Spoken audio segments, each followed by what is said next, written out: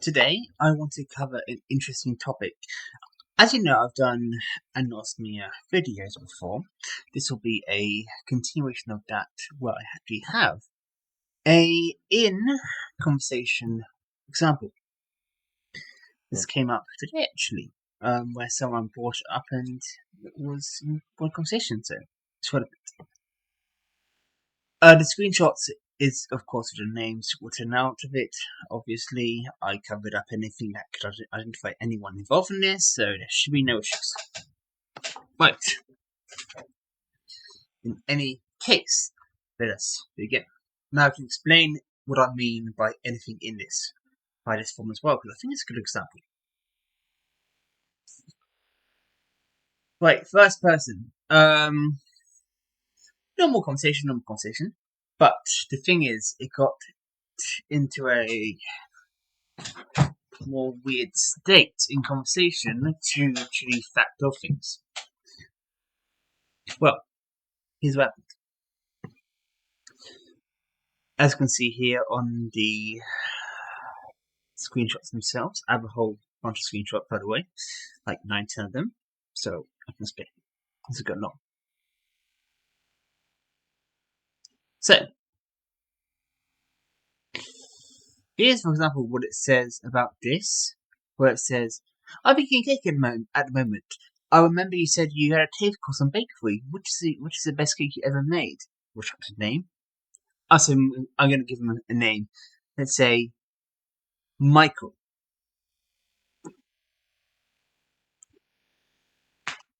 That's his actual name for obvious purposes, but for the sake of this, it will be just so we can have a narrative to work off. Of course, blue in corner is me, as per standard. And I responded honestly with her saying, I'm not good at baking. Being unable to smell means I have no idea in sense whether something is actually cooked.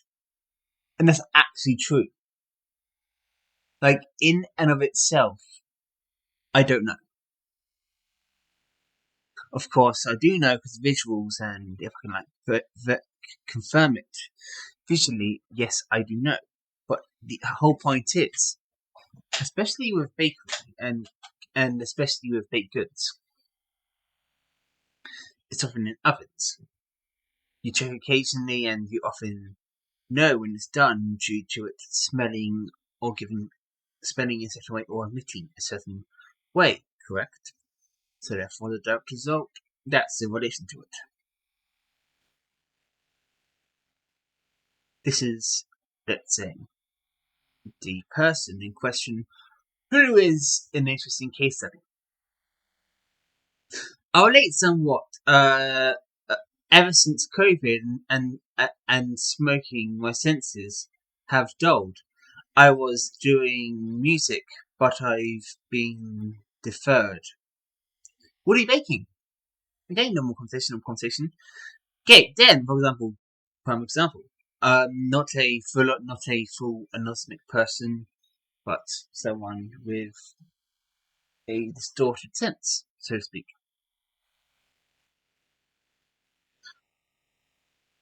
This, of course, has implications, yada yada yada yada.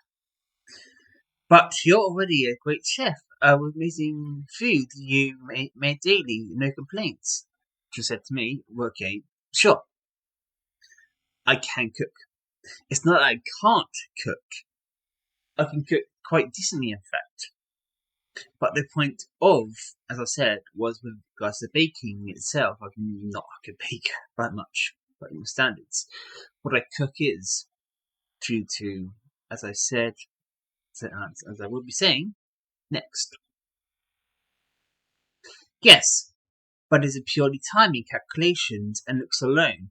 I can't detect if anything of it is actually cooked itself, which is still very much true. The person from then responded by saying, "Partially, sorry, I only assumed I wasn't paying for attention." Again, paying for attention is whatever. Next screenshot. Down it said on my end, I'm fully anosmic. So smell itself is dead and everything. Nothing here. Some back and forth, yada yada yada. Nothing of note. Normal conversation. And I enhance what I think. So yes, I can cook, but I have a huge issue if, let's say, cooking in foil or covered in other things. If I can't visually see the food, I suck at cooking at it, which is very much true. I have generally, and that's one thing which is kind of sad in this way, because I can cook fish really well. My favorite stuff cooking fish is in foil. Oil inside the interior of the foil to make sure the skin doesn't break. Then put it in the oven, let it cook that way. It's actually really, really nice. But I generally have no idea when it's ready. I have to physically look at and poke at it to see if it's actually ready or not. I'm normally correct. My calculation timing is normally quite accurate, so it's not the end of the world. What upon is this? Then the girl in this said, it's my problem that I enjoy eating in bed while watching movies. Okay, sure, whatever, personality thing. And I said, and I continue to enhance my point by saying, so I'm a visual cooker. If it's concealed cooking otherwise, I am blind to if it is ready. Then the girl responded by saying, the taste and smells never affected the nutritional value of the food. That is correct. It doesn't affect the nutritional value of the food. So technically speaking, correct. But the raw ingredients itself is the main components for the body. Yeah, sure, I get. Yes, that's correct. But that's not. But they're missing the point entirely. So therefore, it doesn't matter. It doesn't matter if you can't taste or smell. Besides smell or taste. That's where I fundamentally disagree. Well, yes, you would say on the surface, it doesn't matter if you can't smell or taste. Is that the true reality of it? No. Then you might say, what is the true reality of it? The true reality of it is something else entirely, where it's a case in point of where the smell and taste of something matters far more than anything else. So, by technicality, is she correct in this? In saying, can you just eat it anyway without it? Sure, of course you can. But the point is, would you want to? Is that what the body's necessarily craving for itself? Not always, as I'll go into later.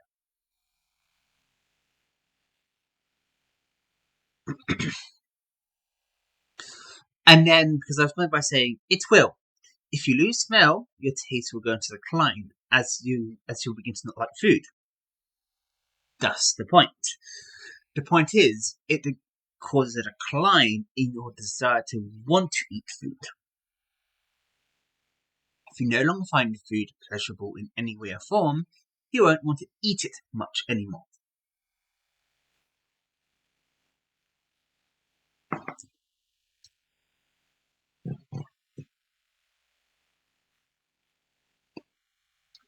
That's why I said, for example, afterwards, it does matter not being able to smell. Most of the food works around smell. You can't see the end of the thing because of a camera, but that's what it said.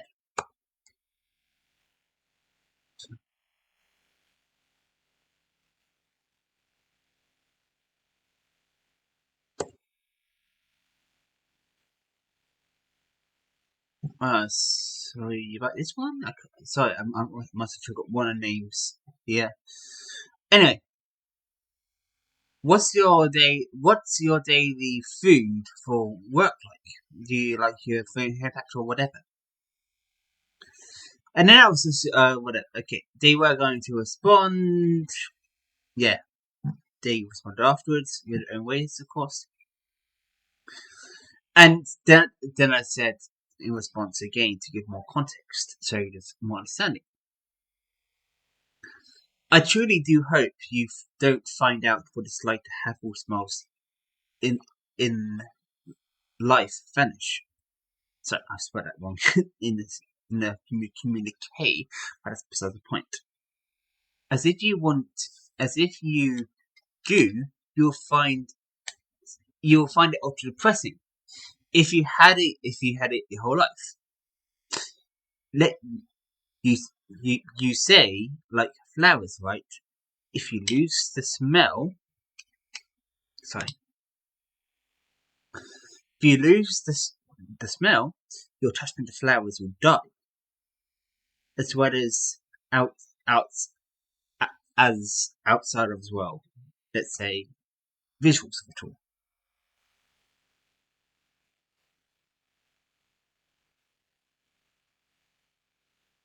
Then she said, I mostly enjoy food based on tastes, not much on smell related. This is where one critical issue with people around this topic comes in play. The issue is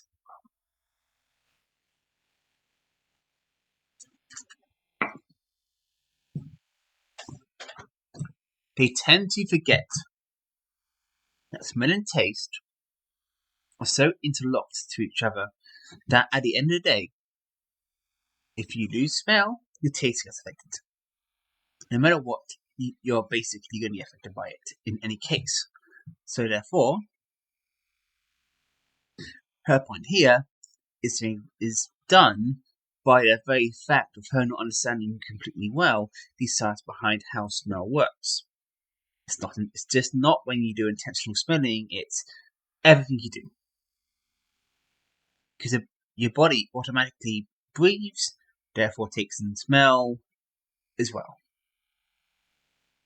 So, it seems invisible when you actually apply it, because it in some ways is invisible in application when you apply it. But it's very much there. It's much like air itself. You can't necessarily see it, but it helps you. And let's say, for example, if our atmosphere became carbon completely, we'd just die. For example, right? Could you see the carbon necessarily? No. But you'd be poisoned to high heaven. As I said, no response. That's where I say that's what I'm saying. Taste is reliant on smell. If your smell dies, taste declines. You may think it's whatever if you lose smell, but smell loss declines your ability to bond with others, declines sexual desire, declines interest in food, major psychological issues down the line, attachment from others, socially, etc. It's a reality warp in many ways. Knowing you, because I do know them, you would fall into a deep depression if anosmia kicked in on you. Which is correct in my assessment of her. She would. I could feel your pain. Everyone's born with different problems.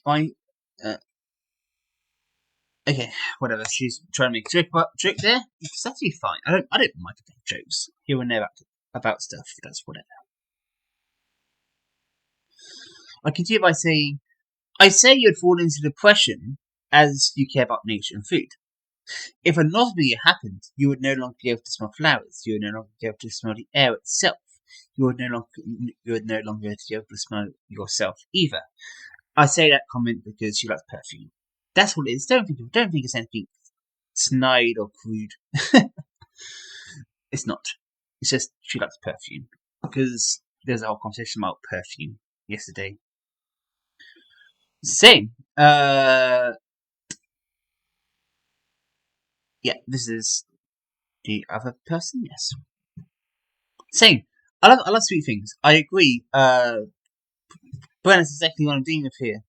I actually don't mind my name being said there accidentally because it's my channel anyway, so whatever. I agree, Gwen. That's exactly what I'm dealing with.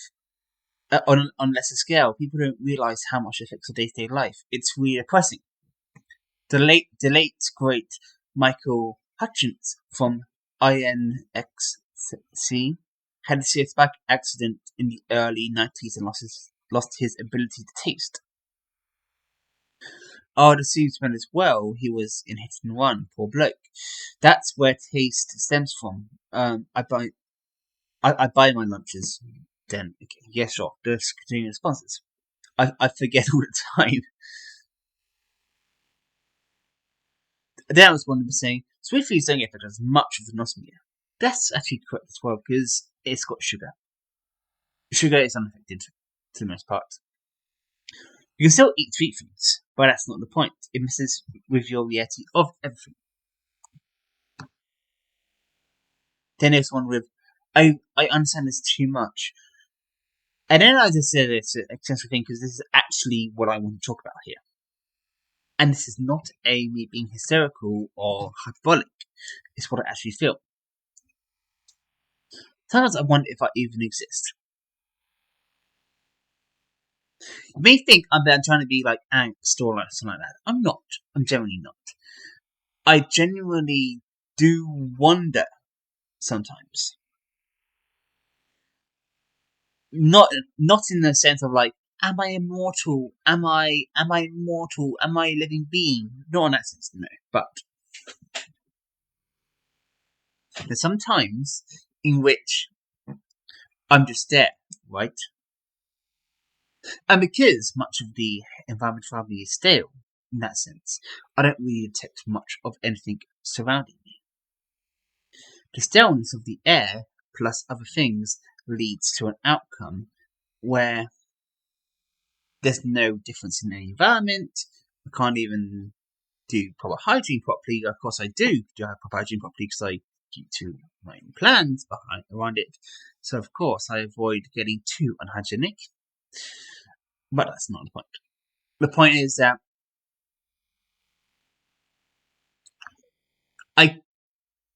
it's more a point I'll mention later. As you can see there. It's more of a thing about if I was to go blind, for example. Of course, I could touch myself and find out. That way, of course. But let's say then, for point of mention, let's say that my sensory buds on my fingers or skin or my sight vanishes. How could I tell the difference if I am alive or not? I genuinely couldn't. Who am I then in the situation was my point.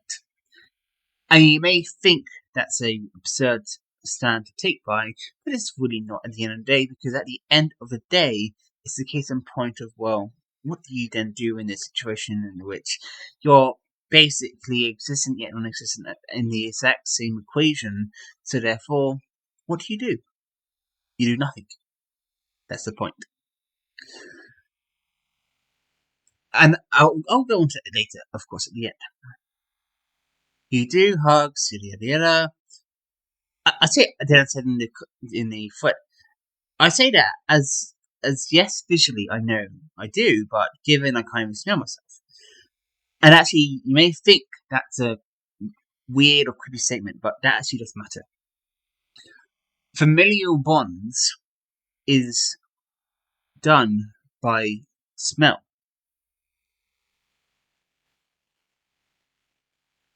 People do actually have unique smells. Places have unique smells to them. So therefore, if you can't detect any of that, it's a problem. So if I was blind, how would I know? Then the man said, there's a valid point. I often wonder myself. And then the woman in there said, you exist because we like you, at least your family adores and care for you. Okay, sure, I wasn't disputing that. That's not the point. There's one thing. You're missing a point. what Anosmia is saying is that the majority of people take advantage of it of it's gone. As once it's gone, you lose the body's warning systems. You lose at a genuine connection to the world in the true sense.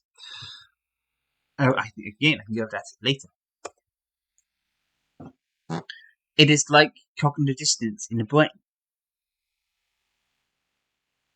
Then the man said, "It's honestly so shit. I don't want to get into problems and add imposter syndrome to that you have to complete shake up of identity crisis." And I think there's something to that, actually. The imposter syndrome has been getting worse the more I've had anosmia. Because general detachment from the world itself is having an impact.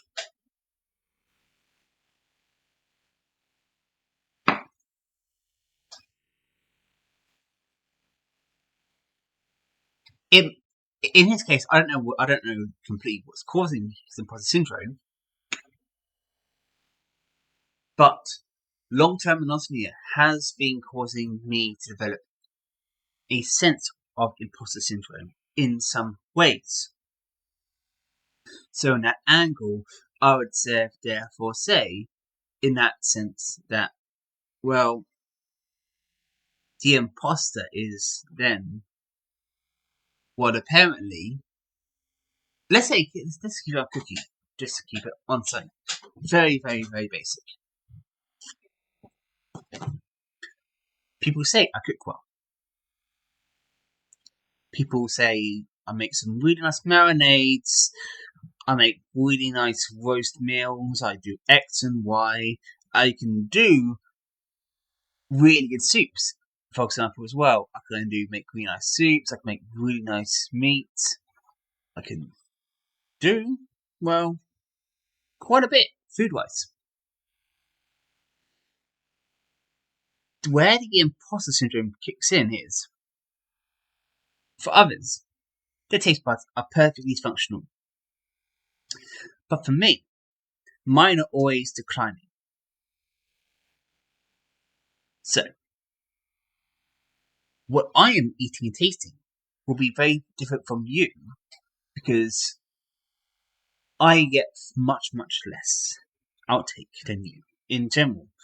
Well, that is a problem in itself because then it means, well, it's kind of meaning that it's kind of screwed up in a sense where both realities is real.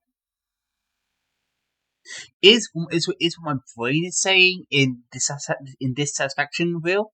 Yes. Is what others are saying about the food being good and high quality? Also, yes. So therefore, what happens as a result? Which then is the reality itself.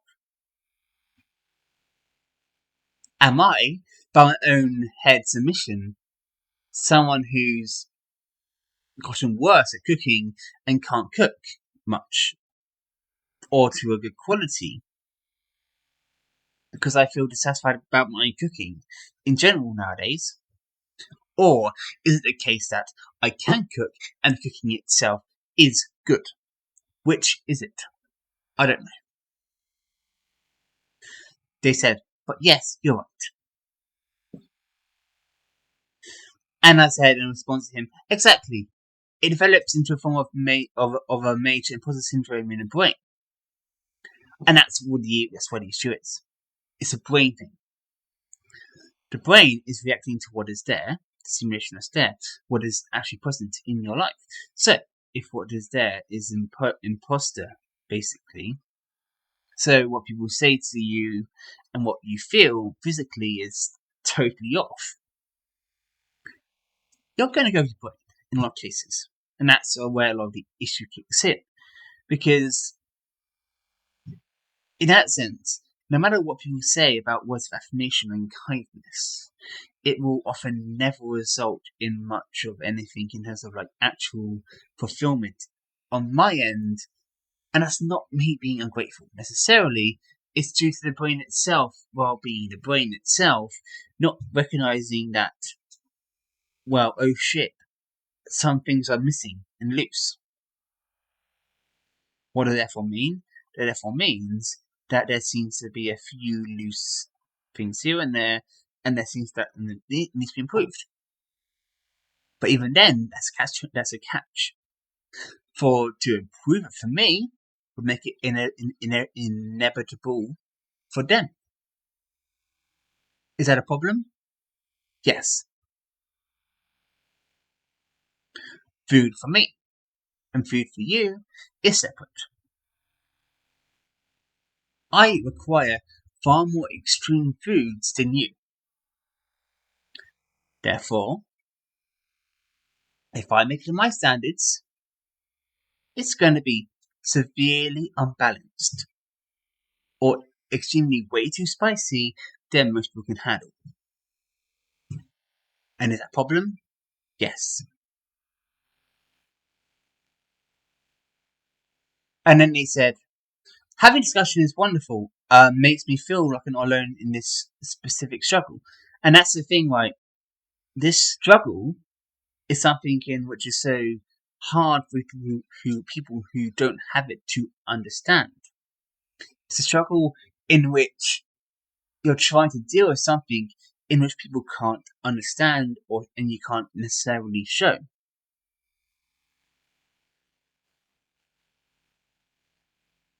Anyway, yeah. And as I said though, it's normal for X to not understand. It's common for people to not understand as it's an internal issue where it's not it's not shown outwardly.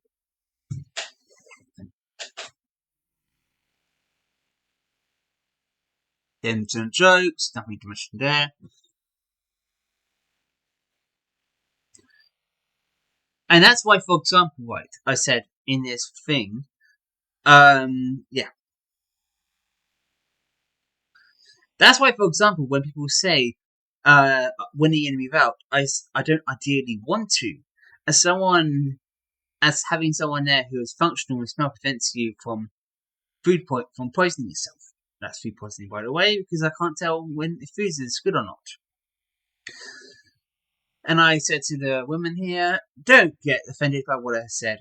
Anosmia issues is invisible to people who have all functions functional. And that's across the board. They can vaguely understand at best, but unless you're going through it yourself, you really can't understand. And if you're going through it, and if you're going through it, you're basically doomed. So it's a catch-22 of, to understand, you have to be suffering to them, but then a lot of the staff to get a lot of medical focus to actually try and get a cure for it means you need to convince people who don't have it. And anosmia is one of those things in which it's kind of hard to prove or show to people who don't have it. Outside of like hyper-specific studies about the human body itself, in which there is development going on, but much of the dynamics is still much of the rules is you have to try and convince people who are non-anosmic to support funding of it. That's the problem.